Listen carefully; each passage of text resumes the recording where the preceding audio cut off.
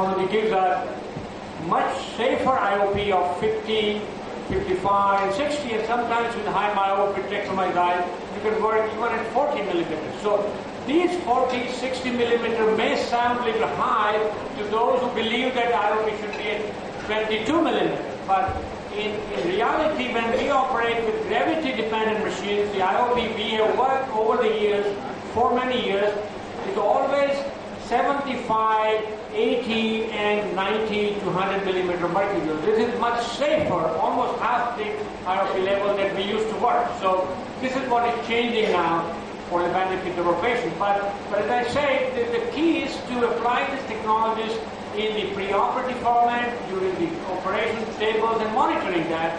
And Dr. Maipal is going to share various components of these technology which will allow us to produce a very predictable and controlled performance and outcome.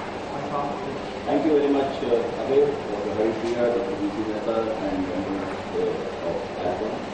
It's indeed a pleasure to be participating in this lunch symposium, and I'll be talking on what is called as ACRS, and that is the Alcon Cataract Refractive Tube. Essentially, today, a cataract surgery has transformed from being a restorative surgery to being a refractive surgery also. So therefore, we need to look at giving outcomes to patients wherein a patient has reduced dependence on glasses at all distances that a patient wants to work. So as technology has evolved to every kid today having a tablet with him, so has technology evolved in cataract surgery, and today we need to integrate the explosion of technologies today to give precise results and give higher patient satisfaction. Now the first of these four parts, there are four parts to the Alcon Cataract Refractive Tube. The first of that, the Centurion has been talked about. I just have one slide in it. The second part is the Lensex laser. Now the Lensex laser is a femtosecond laser, and it is the most adopted refractive cataract laser in the world. It has over 450 installations with 2,200 surgeons certified to use it, and more than 2 lakh procedures have been done. I, for one, personally have done more than 400 plus procedures, and I can see a build-up of the demand of this procedure from the patients over the last couple of months. Now, when you look at the parameters which are the features which are important for you to come to the goal of emetropia, when you look at these figures, if you compare to LASIK, the predictability of LASIK is so great that more than 90% of the patients would achieve within half a diopter of zero the intended refraction. While various studies have shown that in case of cataract it could be nearer to 50, one study says 54, the other says 45, so you still have an element of a residual refractive error or residual astigmatism. Astigmatism is also significantly deleterious, and specifically if you are going for a multifocal lens, residual astigmatism is going to be more deleterious to the quality of image, as you can see here. Now, what is it that we are currently using, and what does this Alcon Cataract Refractive Tube offers? Currently, you use a plethora of these equipments, that is, you look at topography, you look at pupillometer, biometer, IOL master, lens star, OCT, etc. But Alcon has come out with a system which is called a Varion, which is a GPS reference system. So what it does in the first instance is that it takes a picture of the eye. It captures the pictures and the landmarks of the eye, the vessels, etc. And these are going to help you in the cyclotorsion element of the patient when the patient is lying down. Apart from that, it measures the limbus, it measures the pupil, it measures the center, whether you want the center to be measured on the optical axis, the pupil, or the limbus. So it does that, and apart from that, it has all the software that you want for calculation of IOL power and also for LRI, that is the limbal relaxing incision. So you have a whole bunch of things that you have. You don't have to go to a separate place to work on your various formula. The planning system, the GPS planning software that you have on the Varion, this allows you real-time optimization and also adds up the LRI or the AK nomogram for you, and it is very rapid. So the machine captures certain data which is already there, but you can overwrite it with data if you want to change it.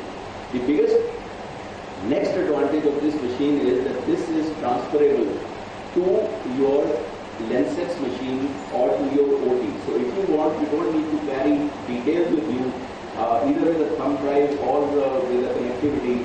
You can transfer the planning software onto the OR, and also it would give you the toricity, the alignment for the toricity. That means with the vessels having been marked and the axis at which you want to place the IOL, there will be a virtual image that will be thrown on top of the cataract system that you are doing. So this is what we do nowadays.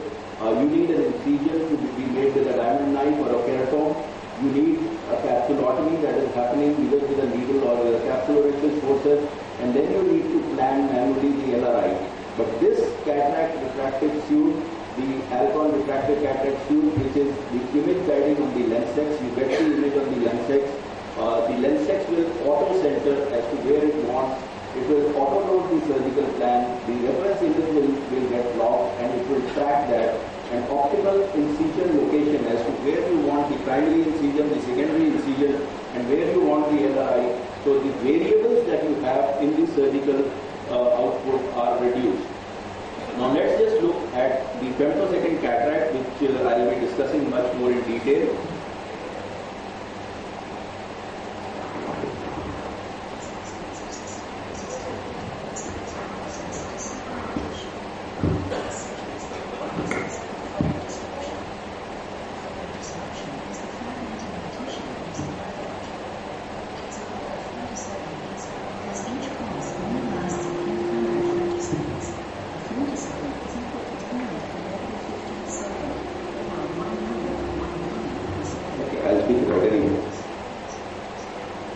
A femtosecond laser actually fires at 10 to the power minus 15, and when the femtosecond laser is firing, what it does is that it hits a very high intensity pulse, and this creates a cleavage plane.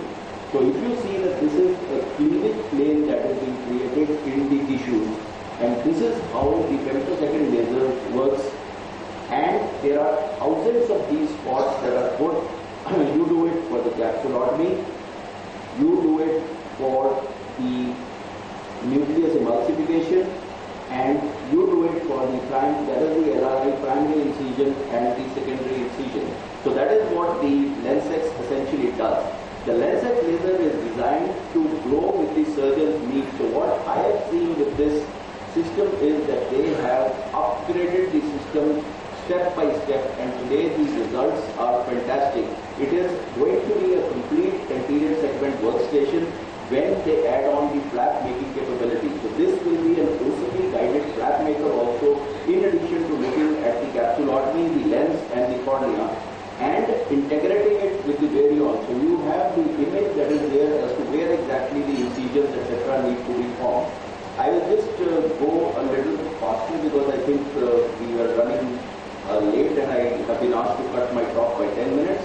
But the important thing in this Lensex laser which makes it different from the other femtosecond lasers is that they have a patented variable numerical aperture. Numerical aperture is basically the focal length divided by the size of the cone. So this numerical aperture can vary between whether you want to do a capsulotomy, whether you want to do a nucleus fragmentation, or whether you want to work on the cornea, which is not there in the other system. So therefore, depending upon, say you are working on the nucleus, you want larger spots and you want more power, which could be 5 to 10 times the power that you are looking for a capsulotomy or that you are looking for a corneal incision. So you could vary the power and you could vary the numerical aperture. As you can see here, this aperture being different for different reasons, different processes that are being done, and therefore the cutting ability is fantastic irrespective of what tissue or what structure you are handling. Just to show you this thing, this is the numerical aperture for the lens, this is the numerical aperture for the capsulotomy, and this is for the cornea. So what it does is that it gives you good incisions. It gives you almost free-floating capsulotomy, and I will show you even in the densest of the cataracts, it can slice very dense cataract. Now the other thing that this laser did was that you could see this. This is the OCT image. Look at the quality of the OCT image. This was the earlier 2.13 software that we came, when I took the machine, went on to 2.16, and now you are looking at a 2.2 software. This is a high definition OCT, and this is one OCT which is different from the other OCTs where you don't have to extrapolate data.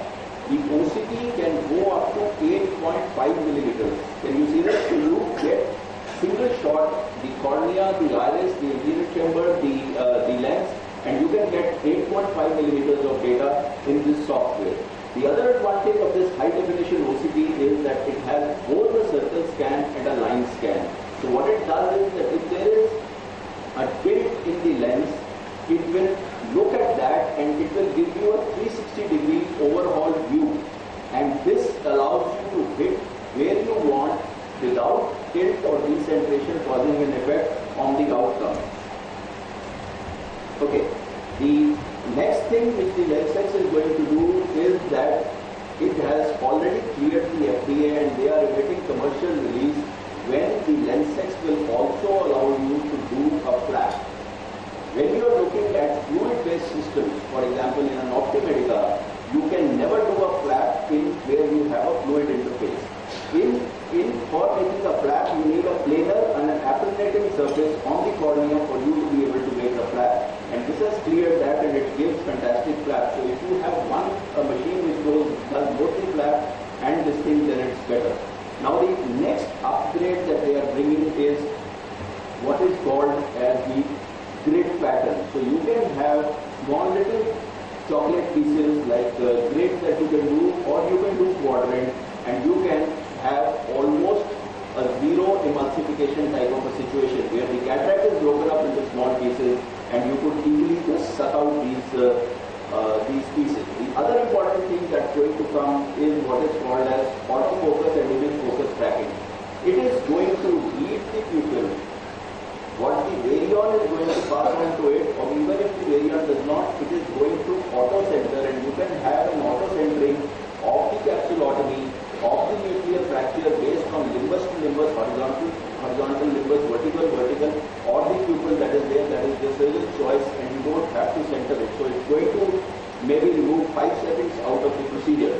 Now what dramatically changed the LensX between when I took it and what it is now is something called as a soft fit. It's a small silicone lens, much thicker than a contact lens, but this makes the whole procedure very gentle. The soft fit is put in the undersurface of the patient interface. So when it docks onto the cornea, it's not a rough dock, it's the silicone skirt which comes on. The pressure that is raised is much less. It is only 16 millimeters above the pressure, baseline pressure. Therefore, a patient does not lose visualization on suction. The patient is able to see that, and the next biggest advantage that we see that the soft fit did was that it does not indent the cornea as earlier. When you had indentations in the cornea, the laser could not fire through these indentations and you got skip areas in the capsulotomy. And therefore, earlier when everybody was talking, they were talking about capsular tags and radialization. I have not had a single case of capsular tears or radialization after the soft fit, because the soft fit gives you fantastic focusing and it eliminates the fold in the cornea. So that is the biggest advantage of the soft fit technology. And this is what you get with the soft fit. You get pristine, clear capsular axis, as I have told you. Now this is on the nuclear fracture. We still have to get this upgrade, which should be with us in maybe a couple of weeks. And this is therefore what I have talked about is you had a Varion, you took data onto the Varion, you took a picture of the eye on the Varion, you did the IOL power calculation on the Varion, you did an LRI calculation on the Varion, you transferred this data onto the LensX, and the LensX would then want to align itself as to where the LRI should be and where the incision should be. So that is what you get based on the landmarks of these scleral vessels. Now, this is how the patient looks. I'll just show you. the time for the laser actually firing is less than 45 seconds, even if you do all types of nuclear fragmentation. I am out with the patient in flat 2.5 minutes between a patient coming on the bed and getting out with all the procedures having been done. And finally, the Varion system has to get projected for the toric marker, like you have line on the cornea along with the microscope. And this microscope, they have acquired the Luxor microscope, and this is how it is going to look, and it is going to give you fantastic red reflex even if there is an out of alignment focusing. So you don't have to go ahead and do these markings which you used to do. You will have this projection on the cornea based on the picture of the eye, the scleral vessels which were captured on the Varion. So you can align the toric lens the way you want based on the projection of this Varion. Now this is the cataract system. This is the fourth part of it, and which is the Centurion, which has been talked about. And this is the AutoCert. I think you must have talked about the AutoCert. And these are the things that would complete the refractive cataract suit. So you have the Lensex, you have the Centurion, you have the Varion, and you have the microscope. Let's just. You can talk on AutoCert. Sorry? AutoCert you can. Okay, Okay, this is the AutoCert. What exactly the AutoCert is that it is, you are not going to use your hands to actually make the lens go forward. The AutoCert is an automatic system which can be preset. That means that the lens will be put in the cartridge, and from the cartridge it comes, you can stop it say 0.3 millimeters before it's going to enter. You have a particular speed at which it goes. It will be pushed by the AutoCert, and then it will open. I'll just run this video for you. It moves very slowly, and you can see this is how it is. It is going to be connected to the machine. This is the AutoCert as it is called. I have had the opportunity to use this, and it is fantastic. You can see this is the inner bearings of the AutoCert. The foot switch is going to control. You can see this is how it's going to move, which is going to be translated into a longitudinal movement. The speed at which this longitudinal movement is going to happen can be fully controlled or preset by you as a surgeon as to what is the speed you want, what is the holding time you want, and how fast it should go. Okay, I'll just show you live surgery of laser procedure that I did. This is before the Varion, so I don't have. This is the soft fit, as you can see. The soft fit has been put under the undersurface of the patient interface. You are applanating it at the bottom. If you are doing on the right eye, this has to come on the right. If you are doing on the left, this suction tubing comes to the left. So that is how you need to know. Now this is the image that you get after the docking. This is the primary incision. This is the secondary incision. I am going to not mark. This is a intrastromal mark that we have done for the alignment of the toric lens. Okay. It is not an LRI, but it's just an intrastromal mark that you have. And you can see here, this is the primary incision, this is the secondary. You can see as we go along. And once you have the first thing is, there is a little cyclotorsion. Can you see I am moving it so that the alignment is there with the mark. Okay, so you saw the cyclotorsion, you can plot it. And here I have to, as today stands, we have to make it centered, but in the next software it will be auto-centered. Now you have the OCT that comes. This is the anterior capsule OCT that comes. These are 2 points which have to be the highest point and the lowest point of the capsule. See how fast the OCT image comes and how clear it is. This is the cornea, this is the iris. This is the yellow portion is where we are going to fragment the nucleus. This is the incision OCT that you have, you can plan it. And then for an LRI, this is actually, I told you, not an LRI, but you can throw up the periphery of the cornea for doing a 90% or a 95% thickness thing. Now, once you are ready, the first step that happens is the capsulotomy. In all lasers, the first step that happens is the capsulotomy. Then you start with a 4 quadrant, 6 quadrant. I normally love 4 quadrant, so I work on a 4 quadrant. It is coming up, as you can see, the fractionation of the nucleus This is the yellow bar which shows as to how much defractionation has happened. Then you have these LIs, or these are marks for the toricity, and this is the primary incision and this is the secondary. I use the coaxial. If you are using the high manual, you could have 2 incisions for the side port. So you shift the patient to the OR. Look here. This is pristine, clear capsulotomy. As you can see here, it is a free-floating capsulotomy. We just put a needle. You can see viscoelastic and you can just pull it out, or some people just use a paper probe to pull out the capsulotomy. You really don't have to do anything. Now, you could, Ron Leo has said, has made a pre-chopper which you could use to chop these which have already been done. But look at that. Can you see? It's already chopped. Look at that.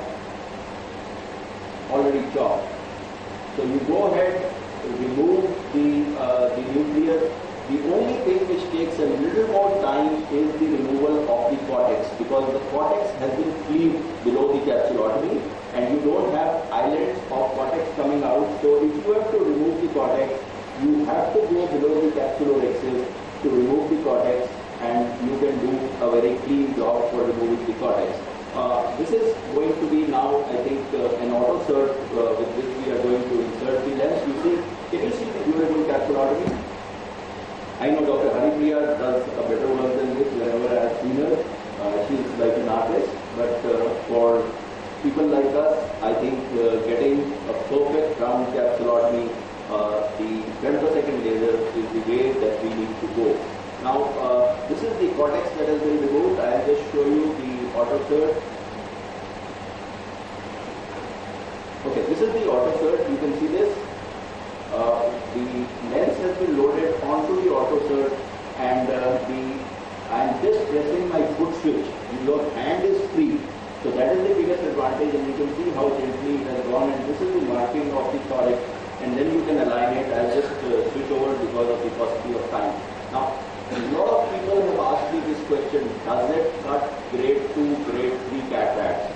My answer to them is just this video. I'm showing you not grade 2, grade 3. Let me show you a grade 5 cataract. This is the lensex has already worked on it. This is a capsulotomy. Can you see these chops? They are pretty evident to you that these chops are there, and I'll show you the color of the cataract if you don't believe that it's a brownish black cataract, but it looks, and I'll show you once you take out the pieces. We are just being careful in removing the capsulotomy. There was a slight haze on the cornea on top, so maybe the firing of the shots was slightly less there, but you can see it's a round, perfect capsulotomy that is there, which has been removed. When we work from here, we just do a hydrodissection. As you can see, that's the gentle hydrodissection that has been done. And now let's see, this is the infinity. Just watch this. Just watch this area. We are holding it. Just watch this area. You will see a gush of bubbles.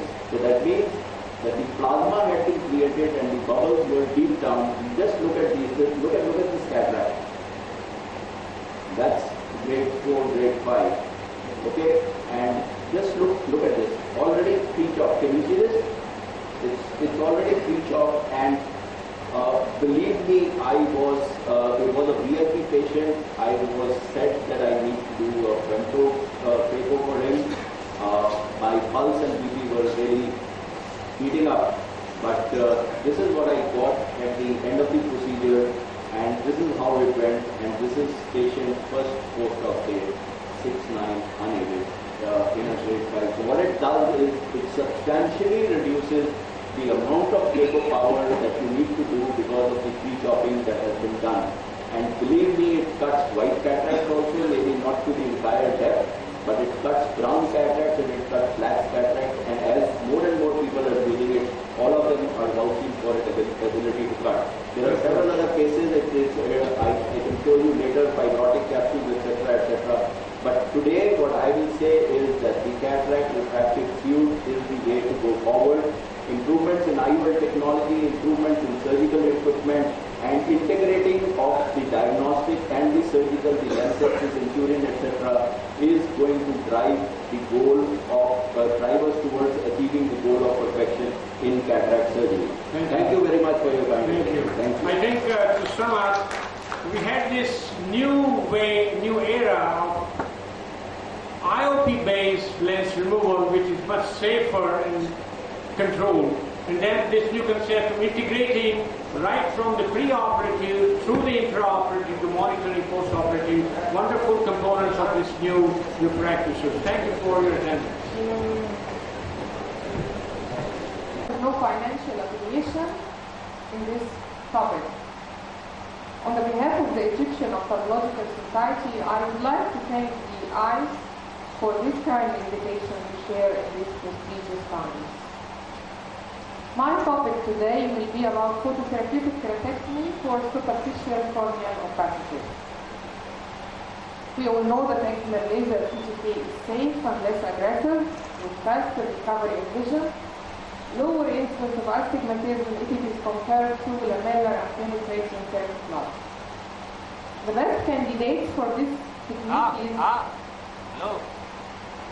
those who have lesions in the anterior 100 micron, where we can leave behind at least 300 micron after doing the PTK.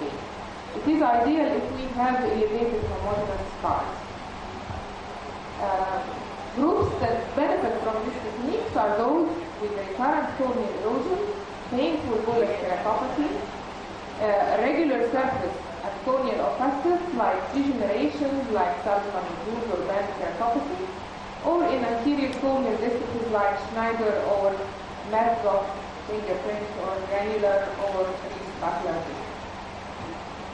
Also in Abellino lattice dystrophy, we can see how much it is improved from this pre-operative. It is 4 days after operation, and this is 1 month after operation. Also, it is effective in surgical post-operative irregular corneal surface, as after pterygium surgery, where we can change this irregular surface in front of the pupil to this regular surface by phototherapeutic surgery. Also, it is effective in treatment of LASIK and PRK complications like central islands, in decentered ablations, or in irregular astigmatism after refractive surgery. Also in corneal maze after PRK, and in LASIK flap complications causing irregular astigmatism and leading to loss of best corrected visual acuity. There are some rare situations have been reported to be successful for treatment in post-RK degeneration, which is rare nowadays, and it was reported that it was successful treatment in the case of recurrent intra-anterior corneal mesothelial carcinoma.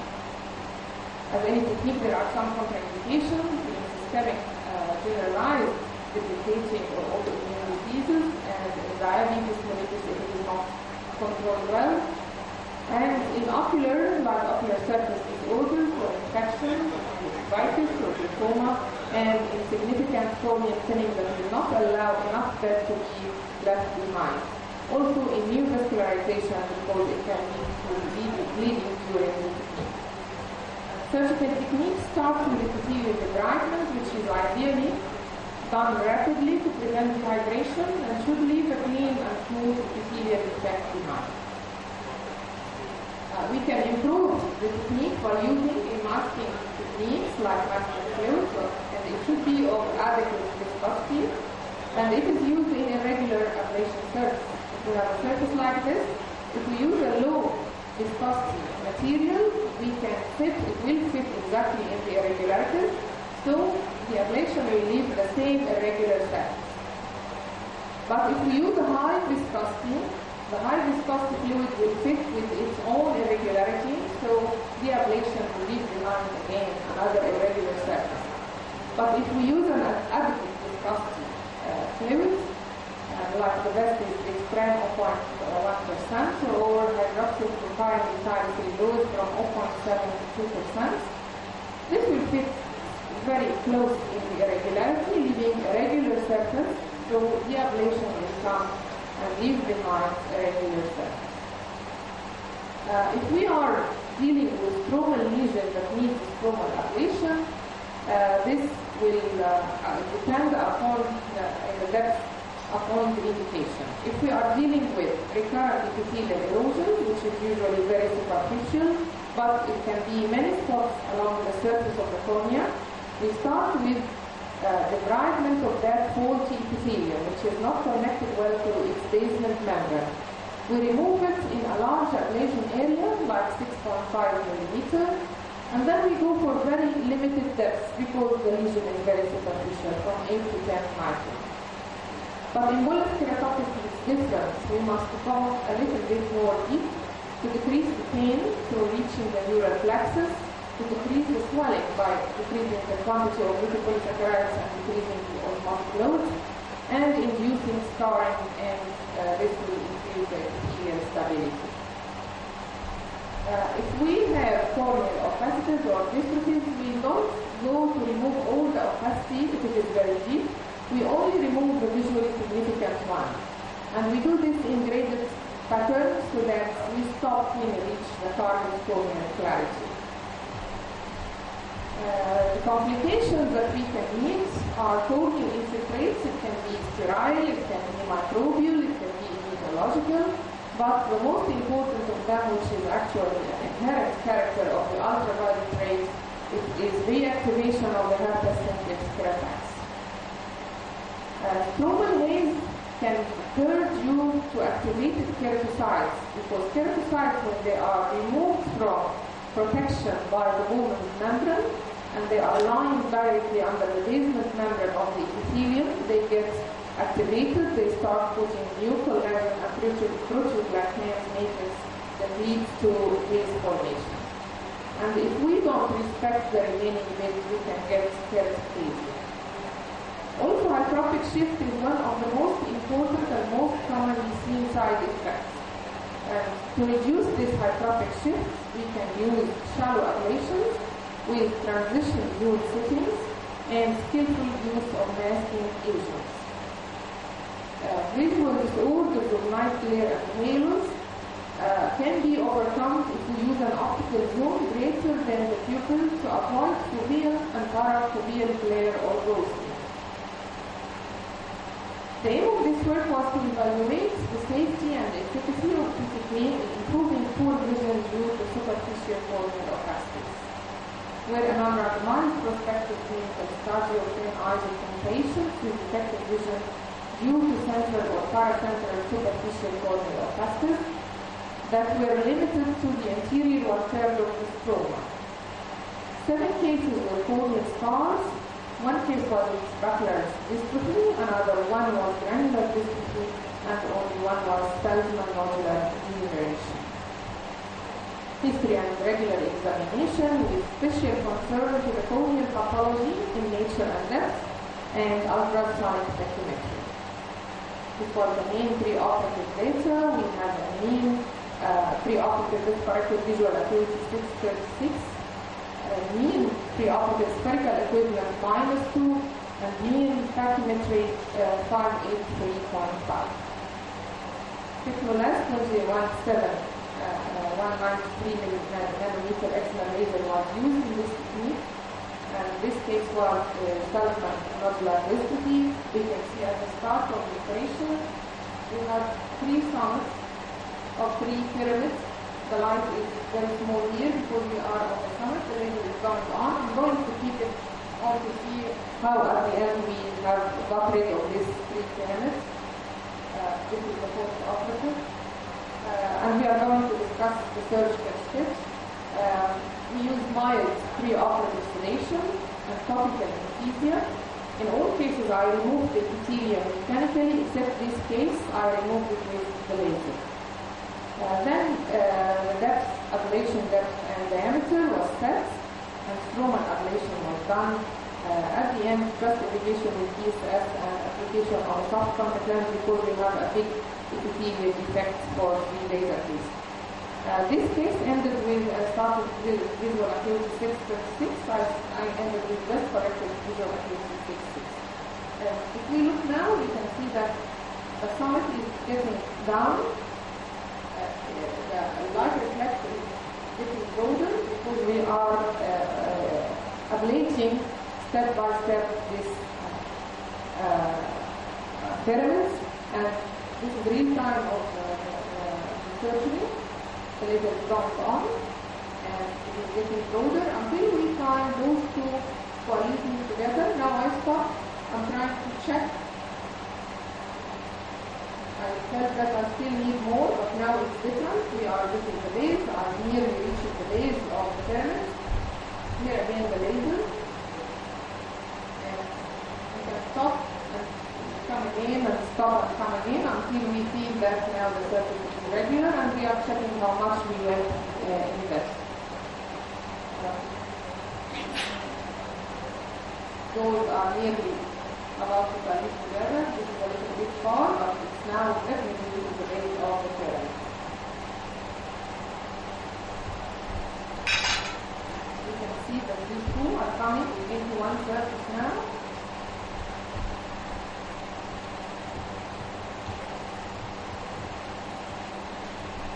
The laser is going on. Now I'm checking if this is enough or not.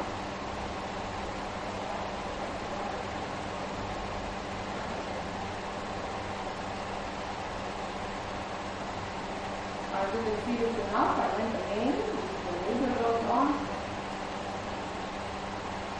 until at last the surface is flat or flat. You can see here we are at one surface now.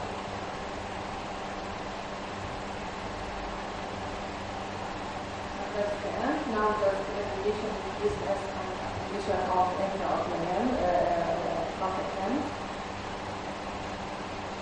This is another case. You can see this scar, paracentric scar, and this is in the side view. This is post-operative, and we can see here in this video, no need to take a name, but we can see just how I did the mechanical removal of the epithelium at the beginning. This is another one. Again, this dense opacity, and then in the side view, and it's less clear. In a graded pattern, I will reach to remove all the opacity, but definitely the side view is less. And again here it's removed by mechanical. All cases were removed mechanically except one by laser. The ablation depth ranged from 80 to 130 micron, and the ablation diameter ranged from 4 to 6 millimeters. Post-operatively, some painkiller was used because we have big epithelial effect. Tubramycin and dexamethasone for short time, but long-term preservative-free artificial tip was used. And the epithelium healing and aspirated visual acuity, retraction, symptoms coming from corneal light scattering or anterior stromal age was followed up. This is all related together. And the epithelial was healed totally in 72 hours. All the cases had improved visual acuity except one. The improvement in aspirated visual acuity was statistically highly significant. The mean pre-operative was 636 plus or minus 2 lines, and the mean post-operative was 612 plus or minus 2 lines. One case gained 5 lines, one case gained 4 lines, and 2 gained 3 lines, 2 gained 2 lines, and 3 gained 1 line, and only one case did not gain any lines. This one I had combined PTK and PRK. I took the retraction and tried to ablate to get rid of the opacity and correct the retraction in the same time, and this was a disaster because I started with minus 3.75 diopters pre-operative to end with minus 5.75 diopters post-op. I had 7 cases with hyperopic shift, 2 cases had a myopic shift, and 1 eye showed no change in spherical equivalent, but this change was statistically insignificant. And the change in spherical equivalent ranged in average about 1.5 diopters. So in this way, the visual improvement was attained in 9 eyes. The PTK could obviate the need of penetrating keratotrasty for them, and there was no serious complication. This one eye that I did combine PTK and PRK together and did not change in the best corrected visual acuity. And I really don't encourage doing this again.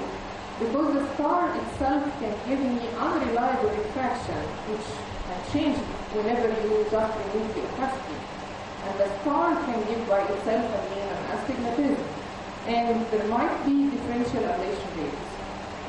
The visual one improved in quality and quantity, and the advances in PTK techniques now can, by using RDL modulators, by adjuvant use of mitomycin, by using amniotic memory grafts combined with PTK for non-healing epithelium, can allow better reshaping. Thank you very much. Thanks, Professor Dr. Mata.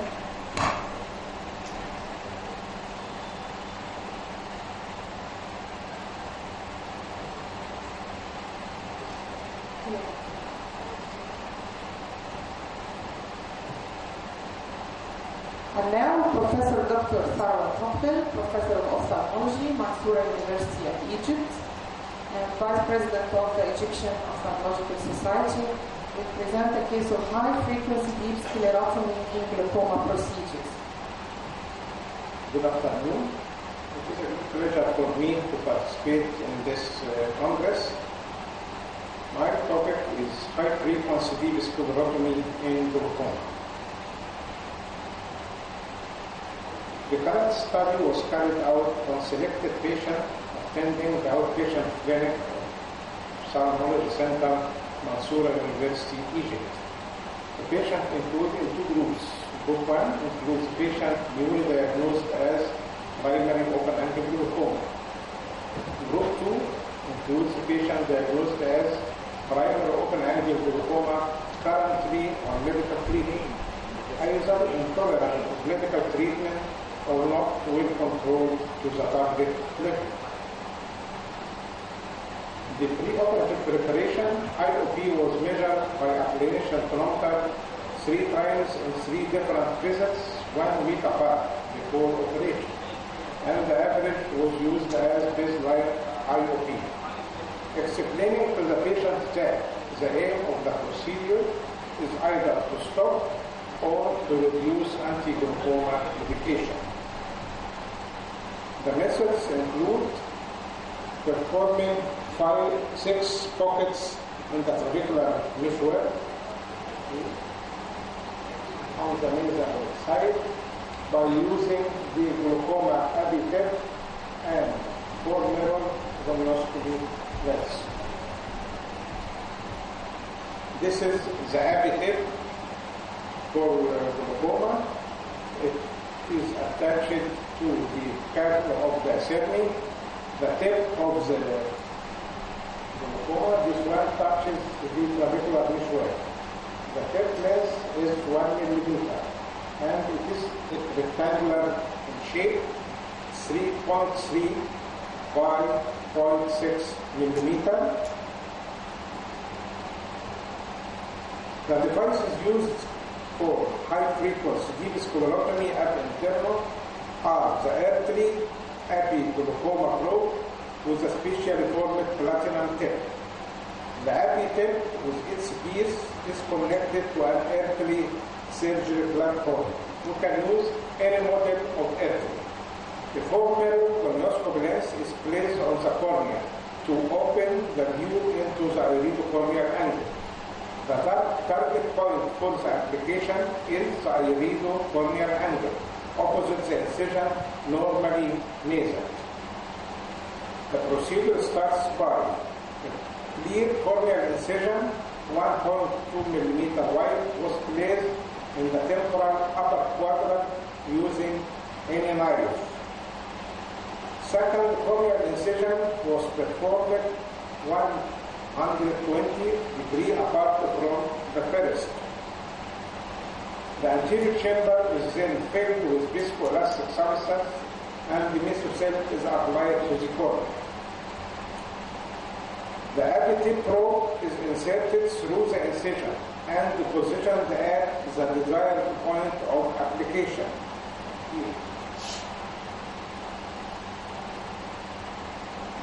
The 4-mirror gonioscope lens is placed on the cornea, allowing visualization of the iridocorneal angle. and take care. Don't push on the limbus to avoid formation of descending spore, which could obstruct the view into the angle. Place the tip at the level of the clavicular meshwork and simultaneously press the foot pedal, and push the tip of the probe forward. Don't perforate.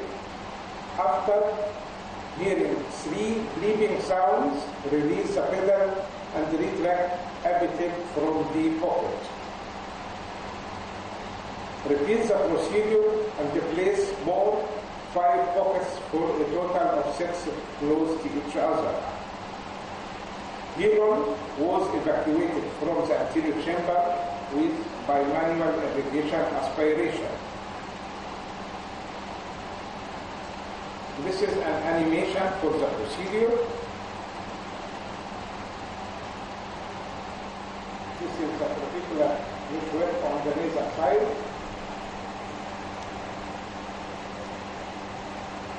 This is the pockets over about 5 3/4 by 70, 6 pockets on the particular meshwork.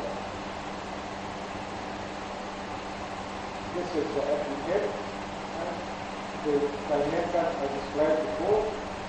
This is rectangular in shape and 1 millimeter in depth. Just attach it to the cap, attach it to the diacernic pocket in the F3 machine. And this is the 4 mirror length designed for this procedure. And this is the site of application on the nasal side. This is the cornea incision. We can also put it on the lower at 6 o'clock. Also, we can the procedure after cataract extraction and implantation of IOL. Instead of doing people trajectory.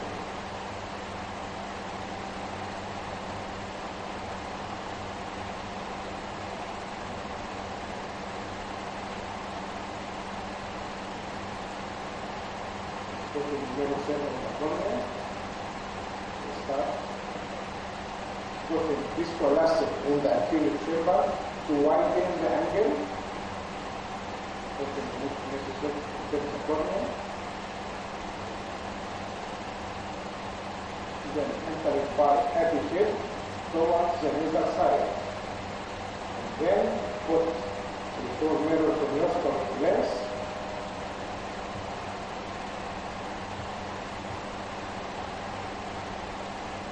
You will look to the opposite mirror. And then touching the irregular meshwork. This is the pedal. You press the pedal, you will hear 3 bleeping sounds and then retract. The pocket is folded in the particular meshwork. This 1 pocket, do another 4, 6 pockets.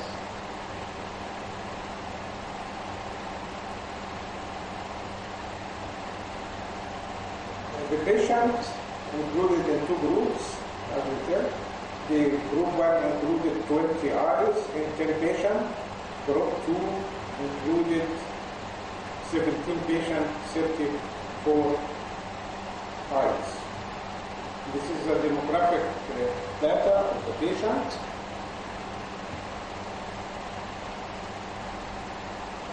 This table shows the IOP is pre and post-operative in the primary treatment group. This is the pre-operative IOP, and this is the follow-up. At 6 months, the pressure is 17 millimeters mercury. This figure shows the follow-up of the IOP. This is the starting. And the 17 millimeters of mercury. This table shows the result of the other group, started pre-operative. IOP going to run, and this is the follow-up after 6 months is 17 millimeters of mercury. And this shows the curve of IOP through the follow-up period. This report proves, pre-op, and after 6 months. This figure shows a curve of IOP through the follow-up period. Post-operatively, avoid application of pressure-lowering drugs because it can slow down the healing process. The following post-operative drug regimen is mandatory: tobramycin and dexamethasone 4 times a day for 4 weeks post-operative, and pilocarpine 2% eye drops for 10 days to widen the angle of the anterior chamber. High-frequency deep sclerotomy can be used after cataract surgery and the implantation of the IOL. It is applied after completion of cataract surgery with intraocular lens already in place and the pupil narrowed.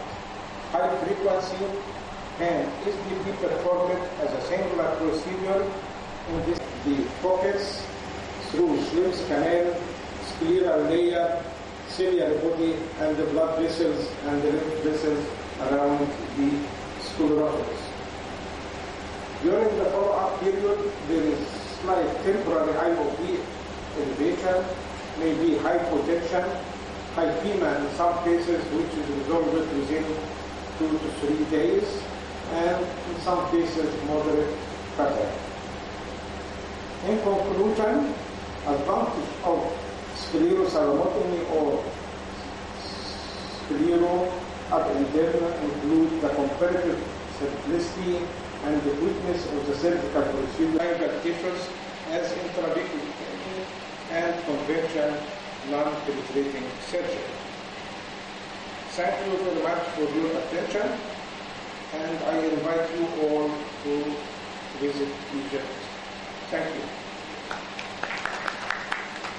Thank you very much, Professor Dr. Sarwar Mokhbil. And now we move for Professor Dr. Ibrahim Al-Agawi, Professor of Ophthalmology, Mansoura University of Egypt, and he is going to present an uncommon strabismus presentation. Good evening. First, I would like to thank the Committee of All Indian Ophthalmological Societies for the kind invitation. Today, I will discuss some uncommon presentations of strabismus. The first presentation, this boy, aged 6 years, presented for diminution of vision. When I took the operative reading, even without cycloplegic, it was high hypermetropia, +6. This is high hypermetropia, and after full midriasis with cycloplegia, also the same reading, about 6 diopter. Now the question is, why this child has no strabismus? This is high hypermetropia. Why? Why he has no strabismus? And how much to prescribe the glasses? In order to answer for this question, the reaction of the eye of the baby, of a child, to hypermetropia.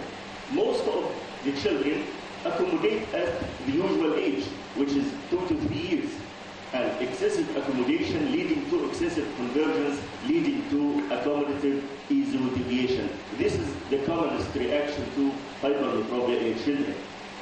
Like that, this is accommodative esotropia.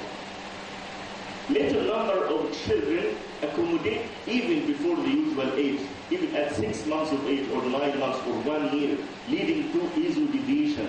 Like that child of 7 months with esotropia, the cycloplegic refraction is about 5 diopter, and also 9 months child. This is called infantile accommodative esotropia. This is another category. Also, the minority of children do not accommodate at all, and leading to ametropic amblyopia, so the child has no deviation. With +6 or +7 hypermetropia, he has no strabismus. Like that. This is called ametropic embolus. Another case with a lady, 42 years, coming for esotropia of recent onset. Ocular movement are nearly full. Refraction is about -24. After bilateral recession, there is also residual angle. Despite the angle is small at first. What is the cause of strabismus in such lady? The cause of strabismus is what we call heavy eye syndrome, because in adult patients with high myopia, the axial lens is high. Sometimes there is a posterior staphyloма herniating between the superior rectus and the lateral rectus and herniate through the intermuscular septum, leading the eye to become in and down. This is a heavy eye syndrome, and the management of such a syndrome is to join the superior rectus and the lateral rectus at the equator with non-absorbable suture. Look to the CT. There is a deviation nasally of the superior rectus and deviation inferiorly of the lateral rectus at the site of herniation of the posterior. Also another case, the case of heavy eye syndrome nearly simulates a case of sixth nerve palsy because of limited abduction. This is post-operative. This girl has a long story with me. This patient in 2006 come with the primary position is orthotropic, but she has bilateral inferior oblique overaction and bilateral dissociated vertical deviation. This girl, I operated here for congenital esotropia in 2004 by medial recession and it was okay. In 2006, come with bilateral inferior oblique overaction and bilateral dissociated vertical deviation.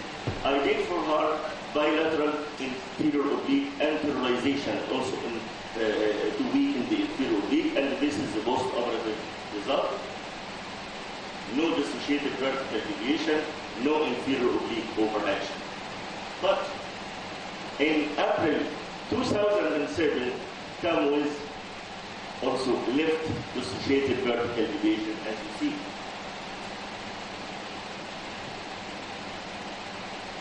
I operate on the left eye by superior rectus recession, and this is the post-operative result. In 2009, came again with dissociated vertical deviation in the other eye, right eye, and slight exotropia in the left eye. I operate again on the superior rectus of the other eye, the superior rectus of the right eye, and lateral rectus of the left eye. And this is in 2012, come again with exotropia in the left eye, with widening of the vertebral fissure, which is somewhat disfiguring to the eye. I did left medial rectus resection, advancement resection, and this is the post-operative, and I hope the story ended at this one. Another case, this man, those gentlemen, come with right hypotropia in 2006, monocular elevation, right monocular elevation deficiency, as you see. Post subduction test was positive, and I did for him right inferior rectus recession because it was positive post subduction test. Some improvement, but the improvement is not fully satisfactory. After that, in 2007, I did an air procedure in the right eye, and this is the post-operative. He is satisfied, and I am satisfied. The horizontal case and the vertical case is okay.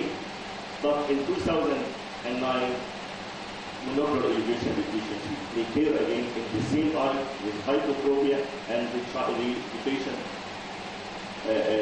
has to raise his chin in order to view. Now, I have no chance to operate in the right eye, and with a superior rectus recession of the left eye, and this is the final, and fortunately he is good until now. Another interesting case, this child with left exodeviation. When he looked to the left side, it's okay. But when he looks to the right side, there is simultaneous divergence. When we look to the right side, the left eye goes to the left. There is a simultaneous divergence. What's this? This rare type of Duane retraction syndrome, which is called type 4 Duane retraction syndrome, in which as you know, in Duane retraction syndrome, the nerve to the medial rectus split to innervate the medial rectus as well as to the lateral rectus. But in some cases, in some rare cases, most of the fibers of the third nerve goes to the lateral rectus. So, on initiation of abduction of the left eye, most of the fiber goes to the lateral rectus. So, there is simultaneous divergence. And this is the only presentation of Duane syndrome which you have to resect or to strengthen the muscle in the Duane retraction. This is post-operative. Also another case, this is in the primary position. When they look to the right, there is narrowing of the palpebral fissure of the right eye. Duane syndrome, as you know, retraction occurs in abduction, not in abduction. Also, when she look to the left side, there is narrowing of the palpebral fissure of the left side, narrowing in abduction, not in the reverse of Duane syndrome. This is a rare type of congenital fibrosis syndrome in which the fibrosis in the medial rectus. So when the patient tries to abduct, there is no contraction between the medial and lateral, exactly like Duane, but reverse. And this is post-operative.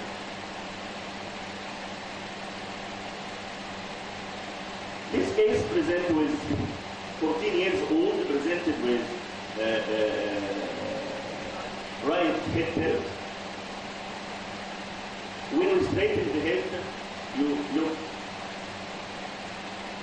the left eye goes up. This is looking to the right, to the left. This is a straightforward case of left superior oblique pulse. Congenital left superior oblique pulse. This is after operation of inferior oblique weakening. The head becomes straight, the eye is straight in like in horizontal gaze, as in vertical gaze. But after few months, or 6 months, come with inferior oblique overaction in the right eye and start to head tilt to the opposite side. And this is what we call masked bilateral superior oblique pulse. Take care when you confront with the case of unilateral superior oblique pulse, you have to inform the patient or the parent, and sometime after solving the problem of the eye with superior oblique palsy, the superior oblique palsy develop in the other eye, and the patient may need another surgery. And this is after the second surgery. Thank you very much for your attention.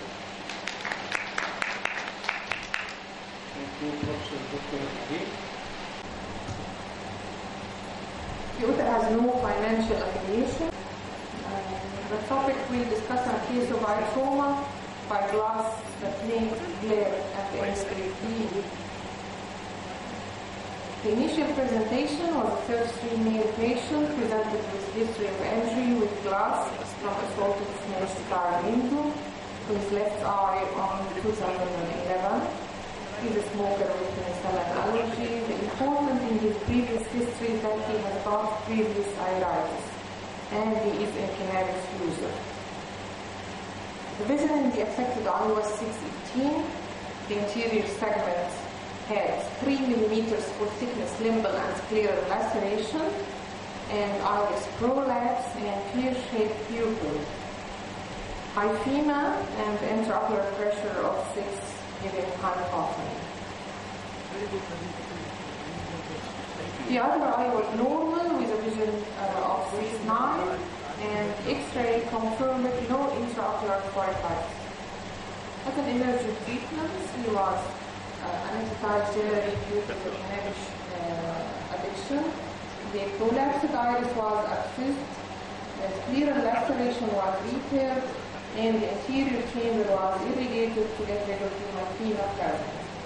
And post-operatively, the patient was left with a very big defect in the iris, and that very big defect is maybe 4 or 5 times like the original size, like the original picture. So, as expected, he will have glare. Under topical steroids and antibiotic drops, the eye settled down, the sutures were removed, and there was a mild traumatic cataract, which was mild, not affecting vision, and he was sent to the contact lens to cover his iris defect. But the patient presented again 1 year later or more with double vision and severe glare. He did not tolerate the contact lens.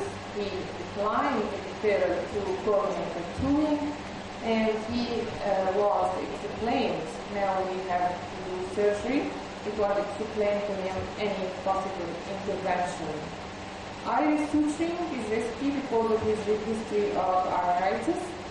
Artificial iris was extremely expensive for him. He couldn't afford, and the last resort was the iris plate implant, which he approved. You can see, of course, he has got a double vision and glare, and in retroillumination, you can see how big the defect is. It's very clear that he is suffering from glare and double vision.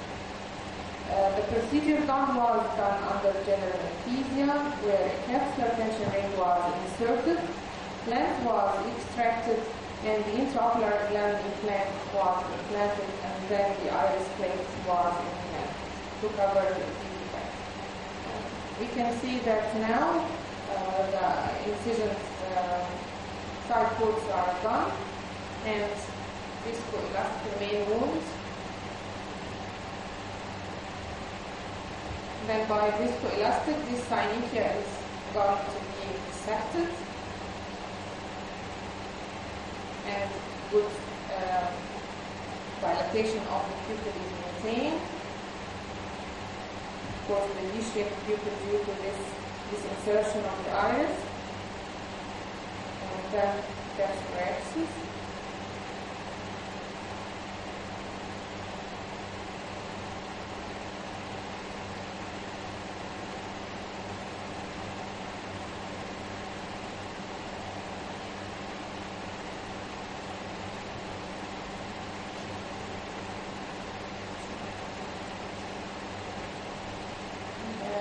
Dissection and hydrogenation. The hydrodissection is important to insert the CTR. Now we are ready for the CTR.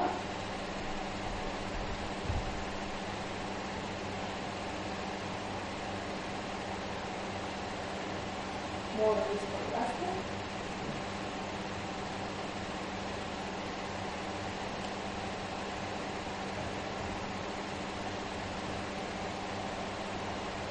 Now the capsular tension ring is inserted for supporting the bag. It is totally now in the bag. The cataract is removed. It's very fine cataract, that's why it's only taking 9 sections.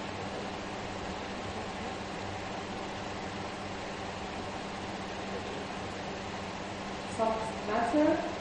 Now shift to the Kelvin tip so that we can take the sub-incisional cortex and that matter.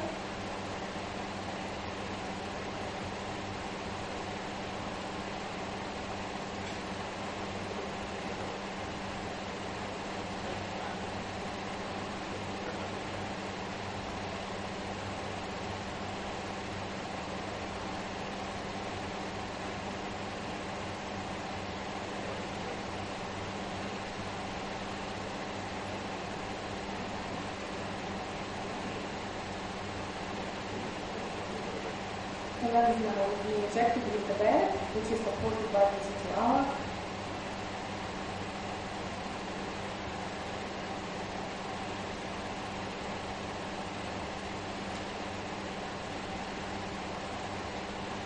Carrying of the lens to be in the proper place in the bag.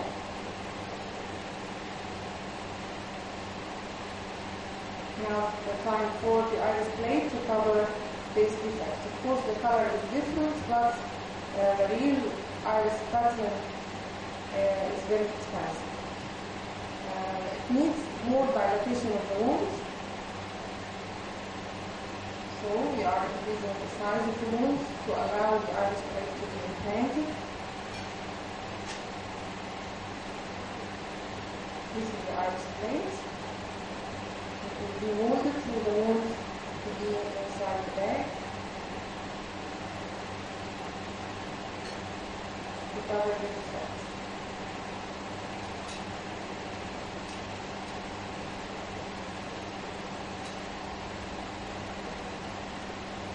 Some rotation, just to be in the proper place.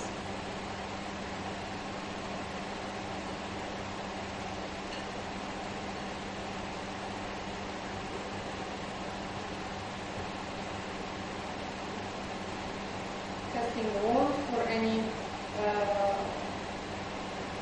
leakage. The wound is okay. And now we will see how post-operatively is doing. Revision 169.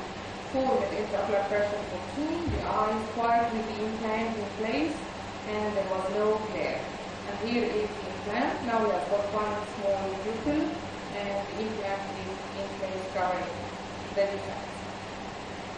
And the patient went into free after glare. Thank you very much. Thank you, Professor Dr. Merve. Any question? Yes.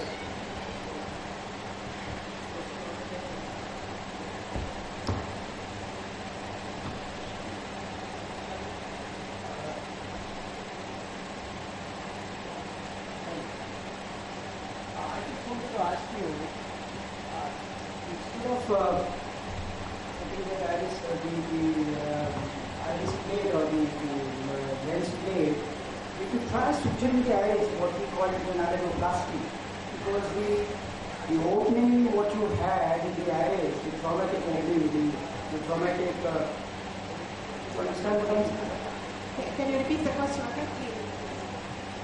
What I'm asking you is that you had a traumatic iridotomy. Yeah, traumatic, okay. Yeah. So did you try suturing the iris, near the pupillary border actually? That's so that is what normally we do, we suture it there. Yeah, There's a small PI left. I understand your idea, but the patient has got previous repeated iritis. So it was the first for knowing for him any manipulations with the iris. But you are already putting an iris plate inside, that is an artificial iris, what we also put it, and what we normally call as a, basically an idea lens, what we call it. This is a piece of that. But this could also, rub against the iris, the posters of the iris, and create iridocyclitis as a foreign body. The iris plate can be a foreign body? Yes. That's what I thought. Okay, when it is there under the capsule, I think it's a little bit far away from touching the iris. So you have put it under the capsule? Yes, inside the bag. Over the IOL? With the IOL, yes. Inside the bag. So inside the bag you have an IOL as well as a plate? And the capsule. And CTR also to extend the bag. That's fine. Okay, that's okay. Thank you very much. Thank you all for your attention.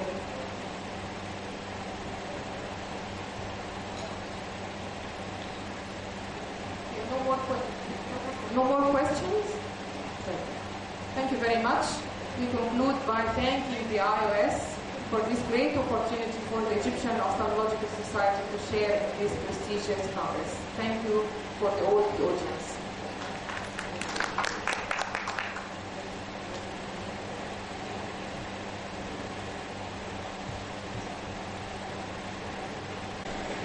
Look at Thank you.